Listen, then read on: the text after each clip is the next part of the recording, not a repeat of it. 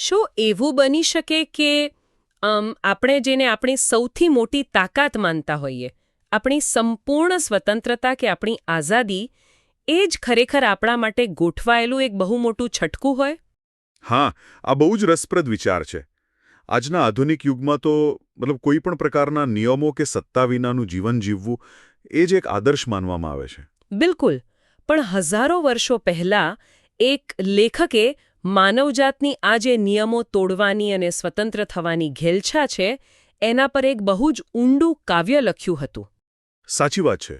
અને આજે આપણે એ જ વિષય પર એક બહુ જ ઊંડાણપૂર્વક ચર્ચા કરવાના છીએ. હા, આજે આપણે સેમ્યુઅલ આર પરમારના પુસ્તક વ્યક્તિગત મનન, ગીતશાસ્ત્ર પર ધ્યાન કેન્દ્રિત કરીશું. એમાં પણ ખાસ કરીને મનન નંબર 2. જેનું શીર્ષક છે પ્રભુ દ્વારા અભિષિક્ત થયેલ રાજા, જે મૂળ ગીતશાસ્ત્ર 2 પર આધારિત છે. એક્ઝેક્ટલી. આપણો આજનો ઉદ્દેશ એ સમજવાનો છે કે લેખક ઈશ્વરના સર્વોચ્ચ અધિકાર, માનવીય બળવાનની મૂર્ખતા અને સાચી મુક્તિ કોને કહેવાય એના વિશે શું કહે છે. તો ચાલો આ બાબતને વિગતે સમજીએ. ચોક્કસ. આ ખરેખર એક એવો વિષય છે જે માત્ર કોઈ પ્રાચીન ઇતિહાસ પૂરતો સીમિત નથી, પણ માનવ મનોવિજ્ઞાનની બહુ જ ઊંડી વાસ્તવિકતાઓ સાથે જોડાયેલો છે. હા, કારણ કે લેખક અહીં માનવીની પોતાની મરજી મુજબ જીવવાની ઈચ્છા અને એક સર્વોચ્ચ સત્તા વચ્ચેના સીધા સંઘર્ષની વાત કરે છે. પણ આગળ વધતા પહેલા મારે એક શબ્દ પર વાત કરવી છે. કયો શબ્દ? અભિષેક્ત. આજના સમયમાં આ શબ્દ સાંભળતા જ થોડો ભારેખમ અને ધાર્મિક લાગે છે. તો ઐતિહાસિક રીતે કોઈ રાજાનું અભિષિક્ત થવું એટલે શું? બહુ સારો પ્રશ્ન છે. પ્રાચીન મધ્ય પૂર્વના દેશોમાં અને ખાસ કરીને ઇઝરાયલના ઇતિહાસમાં જ્યારે કોઈ નવી વ્યક્તિને રાજા બનાવવામાં આવતી, ત્યારે માત્ર મુગટ નહોતો પહેરાવાતો. અચ્છા, તો બીજું શું થતું? એક બહુ મહત્વની પ્રથા હતી. એક પ્રબોધક કે યાજક એ વ્યક્તિના માથા પર સુગંધિત તેલ રેડતા. આ તેલ રેડવાની ક્રિયાને જ અભિષેક કહેવાતો. ઓહ, એટલે આ માત્ર કોઈ રાજકીય કાર્યક્રમ નહોતો? બિલકુલ નહીં. આ દર્શાવતું હતું કે આ રાજાને સીધી ઈશ્વર દ્વારા પસંદ કરવામાં આવ્યો છે અને તેની પાસે જે સત્તા છે તે સીધી ઈશ્વર તરફથી આવે છે. બરાબર. એટલે કે તેલ રેડાયેલો રાજા, જેને ઈશ્વરીય મંજૂરી મળી છે. પણ અહીં મને એક બહુ મોટી ગૂંચવણ દેખાય છે સ્ત્રોત સામગ્રીમાં. હા, હું સમજી ગયો તમે કઈ વાત તરફ ઇશારો કરી રહ્યા છો. જુઓ, લેખક નોંધે છે કે મૂળ ગીતશાસ્ત્ર 2માં તેના રચનાકારનું કોઈ નામ જ નથી.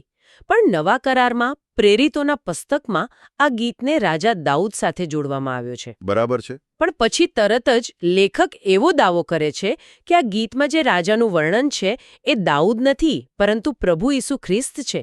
મતલબ આ તો બહુ મોટો કૂદકો કહેવાય, ખરું ને? હા, પહેલી નજરે કોઈને પણ એવું જ લાગે.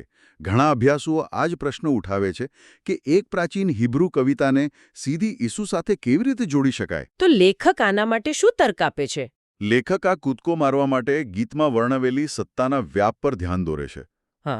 દાઉદ ભલે એક મહાન રાજા હતા, પણ એમની સત્તા માત્ર એક ભૌગોલિક વિસ્તાર પૂરતી જ સીમિત હતી. હા, એ તો માત્ર ઇઝરાયેલના રાજા હતા. એક્ઝેક્ટલી. જ્યારે આ ગીતમાં જે રાજાનું વર્ણન છે એની સત્તા આખી પૃથ્વી પર, તમામ રાષ્ટ્રો પર વિસ્તરેલી બતાવી છે. લેખક પ્રેરિતોના કૃત્યો 4નો સંદર્ભ આપે છે. એટલે લેખક એવું માને છે કે દાઉદ પોતાના વિશે નહીં, પણ ભવિષ્યમાં આવનાર રાજા વિશે વાત કરતા હતા. સાચી વાત. એ અંતિમ અભિષિક્ત રાજા, જેને ગ્રીક ભાષામાં ખ્રિસ્ત અને હિબ્રુના મસીહા કહેવાય છે, દાઉદ એમના વિશે ભવિષ્યવાણી કરી રહ્યા હતા એવો લેખકનો મત છે. ઓકે, ચાલો આપણે લેખકની આ દલીલ સ્વીકારી લઈએ. પણ જો આ કોઈ આટલા શક્તિશાળી અને મહાન રાજાની વાત હોય, તો પછી સ્ત્રોતમાં એવું કેમ કહ્યું છે કે પૃથ્વીના લોકો અને પ્રજાઓ એમની સામે બળવું કહી રહ્યા છે? આ જ તો ખરી વાત છે. આ બળવાને સમજાવવા લેખક ઇતિહાસમાં બહુ પાછળ જાય છે. તેઓ ઉત્પત્તિ 11માં આવતા બાબિલના બુરજની ઘટના યાદ કરાવે છે. ઓહ, પેલો ટાવર ઓફ બેબેલ, જ્યાં લોકોએ ભેગા થઈને એક મોટો ટાવર બનાવવાનું વિચાર્યું હતું. હા, બરાબર. લેખક કહે છે કે માનવજાતમાં એક એવી સહજ વૃત્તિ છે, મતલબ એક એવો સ્વભાવ છે જે કોઈ પણ સર્વોચ્ચ સત્તાને નકારવા માંગે છે. એટલે લોકો ભેગા થઈને ઈશ્વરની સત્તાને પડકારવા માંગતા હતા? બિલકુલ. લેખકના મતે આ ગીતાશાસ્ત્ર એ જ ઐતિહાસિક માનસિકતા બતાવે છે જ્યાં રાષ્ટ્રો ભેગા મળીને ઈશ્વરીય સત્તા સામે કાવતરા ઘડે છે. અને આમાં લેખકે એક બહુ જ ઊંડો ધર્મશાસ્ત્રીય ખ્યાલ પણ ઉમેર્યો છે. પેલા ત્રિએક ઈશ્વરનો ખ્યાલ. લેખક કહે છે કે પિતાનો વિરોધ એટલે પુત્ર અને પવિત્ર આત્માનો પણ વિરોધ. હા, અને આ સ્પષ્ટપણે જૂના કરારને નવા કરારના લેન્સમાંથી જોવાનો પ્રયાસ છે. લેખક યોહાન 10:30નો આધાર લે છે. જ્યાં એવું કહેવાયું છે કે ઈશ્વરીય અસ્તિત્વ એકબીજા સાથે અવિભાજ્ય રીતે જોડાયેલું છે. સાચી વાત. એટલે લેખક કહે છે કે તમે માત્ર સર્જકને માનો અને એમના દ્વારા સ્થાપિત રાજાને નકારો એ સૈદ્ધાંતિક રીતે અશક્ય છે. બંને સામેનો બળવો એક સમાન જ ગણાય. ચાલો આ બળવાના મૂળ કારણ પર વાત કરીએ, કારણ કે મને એ બહુ ઇન્ટરેસ્ટિંગ લાગ્યું. ગીતશાસ્ત્રમાં લોકો કહે છે કે આપણે તેમના બંધનો તોડી નાખીએ. હા, કલમ 3માં. એટલે લોકોને પ્રભુના નિયમો એક બંધન લાગે છે. આ સમજવા માટે હું વિચારતી હતી કે આપણે એક ઉદાહરણ લઈએ. ચોક્કસ. કયું ઉદાહરણ? આ તો એવું છે કે જાણે કોઈ વ્યક્તિ ગાડી ચલાવતો હોય અને પોતાની સુરક્ષા માટે પહેરેલા સીટ બેલ્ટને જ પોતાનું બંધન સમજી બેસે. અરે વાહ, આ બહુ જ સચોટ ઉદાહરણ છે. હા, એ વ્યક્તિને એમ લાગે કે આ પટ્ટો મને સીટ સાથે બાંધી રાખે છે, મારી આઝાદી છીનવે છે, અને ગુસ્સામાં આવીને એ છરી લઈને એ સીટ બેલ્ટ કાપી નાખે. જ્યારે કે વાસ્તવમાં એ સીટ બેલ્ટ તો અકસ્માત વખતે એનો જીવ બચાવવા માટે છે, નહીં કે એને હેરાન કરવા. બિલકુલ. અને મને લાગે છે કે લેખક જે આત્મિક અંધકારની વાત કરે છે એ આ જ છે. એકદમ સાચું. લેખક બરાબર એ જ દલીલ કરે છે. માનવીની સૌથી મોટી મૂર્ખતા એ છે કે તે ઈશ્વરના રક્ષણાત્મક નિયમોને ગુલામીની સાંકળો સમજે છે. અને આના સંદર્ભમાં લેખકે માથી 11:28નો પણ ઉલ્લેખ કર્યો છે ને? હા, જ્યાં ઈસુ કહે છે કે ઓ વૈતૃ કરનારાઓ, હું તમને વિસામો આપીશ. લેખકનો કહેવાનો અર્થ એ જ છે કે પેલો સીટ બેલ્ટ કાપી નાખવામાં કોઈ આઝાદી નથી. સાચી વાત છે. ઉલટાનું માણસ પોતાના જ અહંકારનો ભાર વહન કરીને થાકી જાય છે. બરાબર. એટલે સાચો વિસામો તો એ સુરક્ષા કવચને સ્વીકારવામાં જ છે. તો હવે ચિત્ર એવું બને છે કે લોકો ભેગા થઈને પોતાનો આ સીટ બેલ્ટ કાપી રહ્યા છે અને ઈશ્વર સામે આઝાદીનો જંગ છેડી રહ્યા છે. તો આની સામે ઈશ્વર શું કરે છે? સામાન્ય રીતે આપણને શું લાગે? મને તો એમ જ લાગે કે આકાશમાંથી વીજળી પડશે અને તરત જ વિનાશ થશે. પણ સ્ત્રોત પ્રમાણે વર્ણન એકદમ અલગ છે. હા, અને આ ગીતશાસ્ત્રનો સૌથી ચોંકાવનારો વળાંક છે. કલમ 4-6 જુઓ. પૃથ્વી પર આટલો મોટો બળવો ચાલે છે, પણ સ્વર્ગમાં એકદમ શાંતિ છે. અને ઈશ્વર હસે છે. બિલકુલ. તેઓ તેમના રાજ્યાસન પર બિરાજમાન છે અને હસી રહ્યા છે. અને આ કોઈ સામાન્ય હાસ્ય નથી. આ માનવીના કાવતરાઓને તુચ્છ ગણતું હાસ્ય છે. પણ જુઓ, મારે અહીં થોડો વિરોધ કરવો છે. એક વિશ્લેષક તરીકે મને આ થોડું વિચિત્ર લાગે છે. કેમ? શું થયું? જો આપણે એક પ્રેમાળ અને સર્વશક્તિમાન ઈશ્વરની કલ્પના કરતા હોઈએ તો ભલે માણસો રસ્તો ભટકી ગયા હોય, પણ એમની પર હસવું એ થોડું ક્રૂર નથી લાગતું? એક સર્વોચ્ચ સત્તા કોઈની આમ મજાક ઉડાવે? હા, આ વિરોધાભાસ છે અને ઘણા લોકો આ નોંધે છે. પણ લેખક આનો બહુ સરસ ખુલાસો આપે છે. શું કહે છે લેખક? લેખક સ્પષ્ટ કરે છે કે ઈશ્વર ક્યારેક કોઈ માણસની વેદના કે દુઃખ પર હસતા નથી. આ હાસ્ય કોઈને પીડા પહોંચાડવા માટે નથી. તો પછી શા માટે હસે છે? આ હાસ્ય પરિસ્થિતિની ભયંકર મૂર્ખતા પર છે. અચ્છા, એટલે પેલા નાના છોકરા જેવું. માની લો કે કોઈ નાનકડું બાળક ગુસ્સે થઈને પોતાનો સામાન પેક કરીને કહે કે હું ઘર છોડીને જાઉં છું. હા, બરાબર. અને માતા પિતા સોફા પર બેસીને હળવું હસે, કારણ કે એમને ખબર છે કે આ બાળક ઘરનો મુખ્ય દરવાજો પણ જાતે ખોલી શકે તેમ નથી. કે જવાબમાં માત્ર હાસ્ય જ આવે. એટલે આ માનવીય અહંકારના ફુગ્ગાને ફોડવા જેવું છે. એક્ઝેક્ટલી. અને સૌથી અગત્યની વાત એ છે કે ઈશ્વર માત્ર હસીને બેસી નથી રહેતા કે તરત વિનાશ પણ નથી કરતા. હા, લેખક આને યોહાન 3:16 સાથે જોડે છે, બરાબર? સાચી વાત. લેખક સમજાવે છે કે ઈશ્વર ન્યાય કરતા પહેલા કૃપા દર્શાવે છે. તેઓ જગતના ઉદ્ધાર માટે પોતાના એ જ અભિષિક્ત રાજાને મોકલે છે. અને આ રાજાની સત્તા વિશે લેખક કલમ 7માં એક બહુ જ રસપ્રદ વાત કરે છે.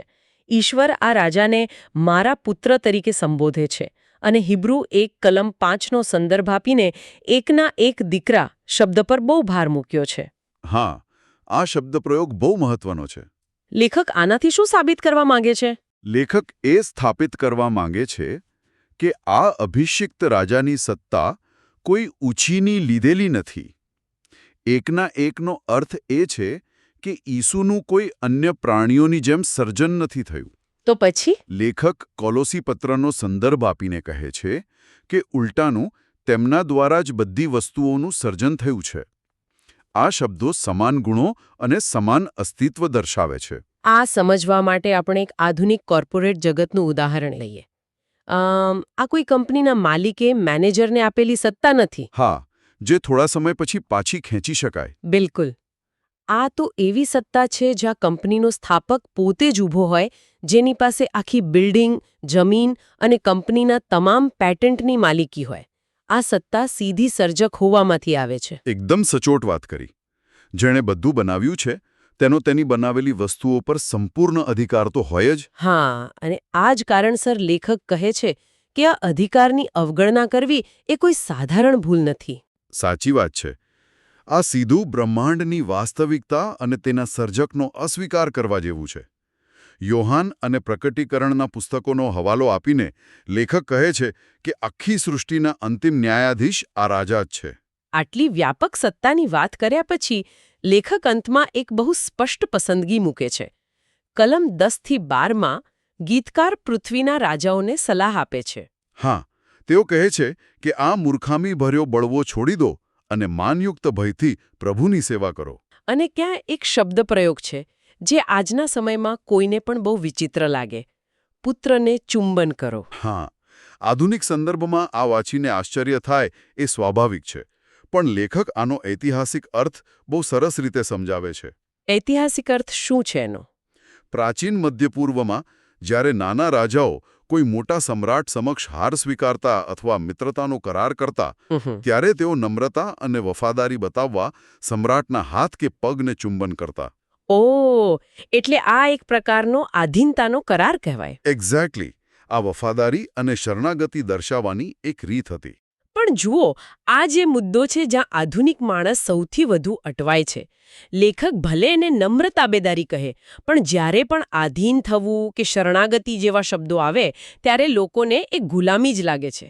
હા, એ જ તો આજના સમયની વિડંબના છે. લોકો તો આ તાબેદારીમાંથી બચવા અને પોતાની સ્વાયત્તતા બચાવવા માટે યુદ્ધો કરે છે. તો લેખક આ તાબેદારીને સારી બાબત કેવી રીતે ગણાવે છે? આ જ આ પુસ્તકના મનનનો મુખ્ય સાર છે.